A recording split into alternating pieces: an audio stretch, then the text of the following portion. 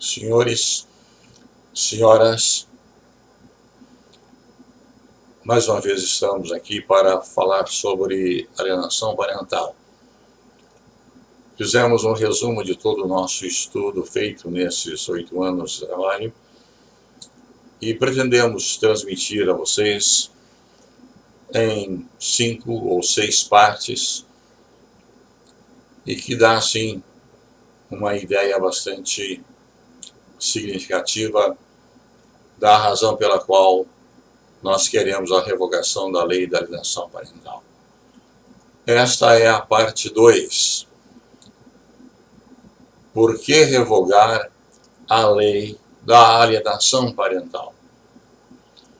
Quero expor a seguir, artigo por artigo, como essa lei fere princípios e cláusula pétrea de nossa Constituição Federal, consoante aos direitos da ampla defesa e do contraditório, convenções internacionais, como a Convenção da ONU dos Direitos da Criança e do Adolescente, a Convenção de São José da Costa Rica e a mais recente Convenção da Organização dos Estados Americanos, a OEA, do Belém do Pará, todas tendo o Brasil como signatário.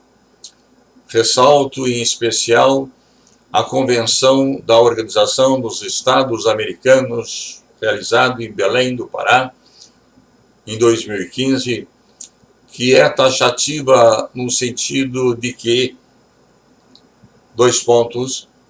abro aspas, é proibido realizar investigações prévias e abrangentes, tendo em conta o contexto da coercibilidade como elemento fundamental para determinar a existência de violência, utilizando provas técnicas e proibindo explicitamente as provas que se sustentam na conduta da vítima para concluir pelo consentimento, como a falta da resistência, como a história sexual ou retratação durante o processo, ou desvalorização do testemunho baseado na síndrome da alienação parental alegada, de modo que os resultados dessas possam combater a impunidade dos agressores.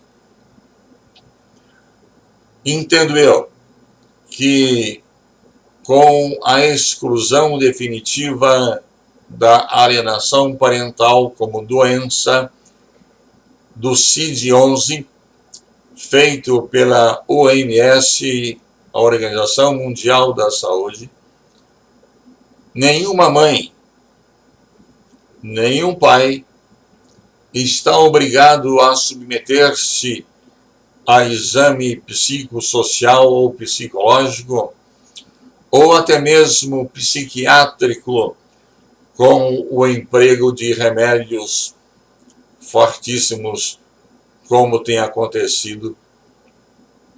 Tratamentos esses determinados pelos juízes em uma ação de alienação parental. Pois bem, senhores, vamos analisar como ocorre a aplicação da lei de alienação parental. Primeiro, quando um genitor toma conhecimento de que o filho está sendo abusado ou sofrendo qualquer violência pelo outro genitor, essa informação vem, na maior das vezes, porque o filho ou a filha conta para a avó ou para a sua professora, e se a informação vier por essa última, ou seja, a professora ou diretora da escola onde a criança estuda, é chamado o conselho tutelar, que, ouvindo a criança, esclarece que ou a diretora comunica à autoridade competente, ou chama a mãe, ou, se for o caso, o pai, para que tome conhecimento. Esse último comunica à autoridade, geralmente encaminhando-se a uma delegacia de polícia e, tendo ouvido a criança pelos métodos usados para tanto, havendo indícios do abuso ou maus tratos, o delegado ou a delegada de polícia faz uma ocorrência, instaurando-se o inquérito policial. 2. Quando o acusado é chamado a prestar esclarecimento, ele nega os fatos e invoca em sua defesa que está havendo alienação parental. E se ele não nega os fatos, e existem muitos casos que nós lemos, tivemos conhecimento, examinamos processos, o genitor, ele até concorda que tenha havido aquele procedimento alegado pela criança, mas entende ele que aquilo não é abuso sexual. Terceiro item, concomitantemente na vara da família, o genitor acusado entra com uma ação de alienação parental, apensa a uma ação principal já pré-existente, que pode ser o divórcio, dissolução de união estável, ou de regulamentação de visita, onde apresenta o que foi apurado até então na delegacia e pede por evidente a guarda do filho, seguido da citação da parte contrária para a apresentação da defesa. Letra D, ou 4. O juiz, ao invés de abrir a instrução ou proferir despacho saneador, determinando as partes que informem as provas que pretendem produzir, ele, após ouvir o Ministério Público, determina ao mesmo tempo as visitas assistidas constantes no artigo 4, parágrafo único, e a realização de estudo psicossocial para apuração dos indícios de alienação parental do artigo 5º da Lei 12.318/2010. Ressalta-se, é errada essa decisão, pois fere o Código de Processo Civil, cerceando a defesa da vítima e de sua genitora, pois na grande maioria de casos é a mãe que leva a notícia do crime, e uma vez juntado o laudo psicossocial que não apura o abuso ou maus tratos, então somente conclui pela alienação parental, passando-se imediatamente a ser aplicada pelo juiz as penalidades do artigo 6º da Lei 12.318/2010. Com isso, a Lei da Alienação Parental é a única lei de todo o nosso ordenamento jurídico em que a pena é aplicada sem a devida instrução processual e sem uma sentença condenatória. O que é errado também, pois deveria ser apurado se houve abuso ou maus tratos. Contudo, os peritos, nos laudos determinados pelos juízes da vara da família, não o fazem. Letra E. É determinada por um despacho interlocutório, logo em seguida a juntada do laudo psicossocial, sem mesmo ser produzido o contralaudo. Nesse caso, devo esclarecer que há possibilidade de interposição de recurso, e o recurso cabível é agravo de instrumento e, por força do Código de Processo Civil, não permite sustentação oral nos tribunais. Ao recurso, nunca é dado efeito suspensivo, porque o magistrado entende, pelo princípio da igualdade parental ilimitada e irrestrita como regra geral, e a ocorrência de alienação parental, atestado por laudos feitos por peritos que não estão preparados para fazê-lo. Como disse os que fizeram esta lei, torna-se prova absoluta, o que impede qualquer suspensão do feito para prosseguimento da instrução processual. O que também está errado. Mais uma vez, a mãe é prejudicada em sua defesa. Letra F. Segue-se, no geral, as inversões de guarda de forma acelerada, pois acontecem em face da tramitação prioritária consagrada no artigo 4º da Lei da Alienação Parental.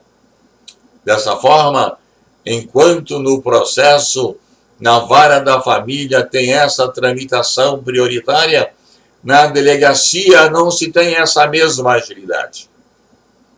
O juiz, ao conceder a inversão de guarda, sem ter sido apurado se houve abuso sexual ou maus tratos pelo juízo criminal, faz a investigação ou a ação penal perder seu objeto, pois a vítima está em guarda do acusado. Dessa forma, nos autos na vara criminal, com a juntada do laudo produzido na vara da família, que não apura o abuso sexual por ordem do juiz daquela vara, o inquérito policial acaba sendo arquivado pelo artigo 18 do Código de Processo Penal, por insuficiência de prova, aguardando por fatos novos. Fatos novos serão novos abusos? Pergunto eu. Cabe esclarecer que na vara da família, o psicossocial apenas vai informar se há ou não indícios de alienação parental e não investiga se há ocorrência de abuso sexual ou outras violações à criança. Os fatos relatados deveriam ser apurados na esfera criminal com a suspensão do processo na vara de família, o que não permite a lei da alienação parental. Por outro lado, a juntada dos laudos informando indícios de alienação parental impede, por força do artigo 443 do Código de Processo Civil, a produção de outras provas, inclusive restando prejudicada a instrução probatória, até mesmo a oitiva de testemunhas. E eu digo isto porque em todo o processado a voz da criança não tem a devida valoração.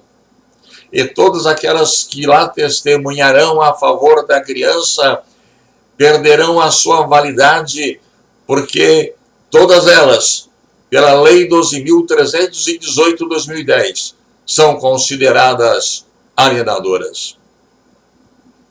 Importante frisar que as inversões de guarda são feitas de forma violenta, pois o mandado de busca e apreensão é entregue ao oficial de justiça, que se faz acompanhar de no mínimo 2 policiais, havendo casos que estavam presentes mais de 20 policiais para essa apreensão.